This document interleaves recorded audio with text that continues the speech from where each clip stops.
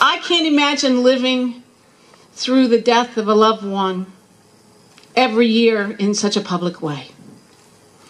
Every year where you're asked, how are you doing and how's the family doing, and you're never allowed to even set it aside for a minute. Every year you know you're going to be asked to tell your story. And so when a family member comes out and tells their story, it's an incredibly personal moment, and this is no different.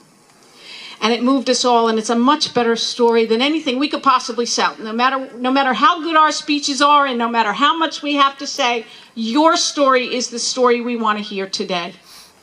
And I think, ladies and gentlemen, if you wouldn't just do me one favor, you give one more round of applause for opening their hearts to us. There you go. This is about you today. It is. And all the family members that are here.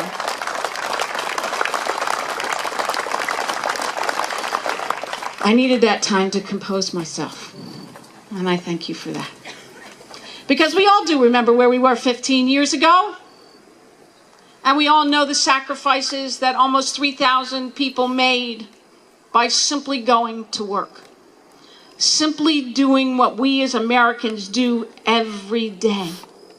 3,700 in New Jersey, 64 in Morris County, 147 in Middletown, New Jersey, where my 8-year-old son was going to school that day. My 8-year-old son. Why do I mention that? Because today is about the stories of the survivors. We loved them all. They were loved. They are loved. But if you did what I did the day after 9/11, when you were trying to make some sense of this horrible tragedy, if you did what I did, you went to church. And in my case, at Holy Cross Church in Rumson, where they lost 147 moms and dads and aunts and uncles and brothers and sisters, go down the list, all I wanted that priest to do is answer, why? I'm sure not a day goes by where you don't ask that question. Why? Why me? Why them? Why him? Why her? How do we make sense of this incredible tragedy? Look behind me, ladies and gentlemen. That is evidence of a crime. When you come by later on and touch that, remember that's evidence of a crime. Murderous. You have to ask why. I don't have the answer. The priest that day didn't have the answer. The fact that he got me in church in the middle of the week was an amazing feat. Maybe that's why. Maybe that's why.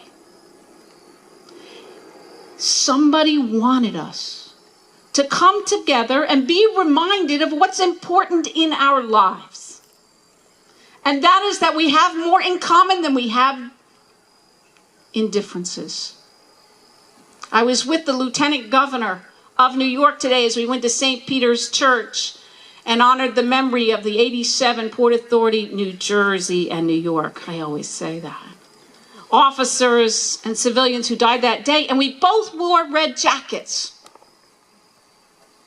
She's a Democrat, I'm a Republican. And we both spoke. And we talked about how on that day we had more in common than we had differences. On that day, we all remembered who we were first. We were humans, we were people, and it didn't matter if we were white or black, Jewish, or Catholic, Muslim. It didn't matter what we were. All that mattered was that we were Americans. So as I stand here today and say, why, 15 years later?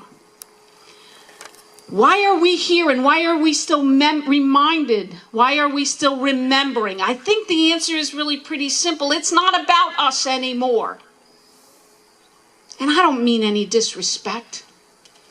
It's about that child there. It's about that child in the back. The only way to make sense of what happened 15 years ago, to make sure the terrorists don't win, is to make sure our children understand that there is something more important than ourselves. That lesson was taught by your brother when he went into that building when everybody else was running out. There is something greater than ourselves, something more important than ourselves, something worth fighting for, something worth dying for.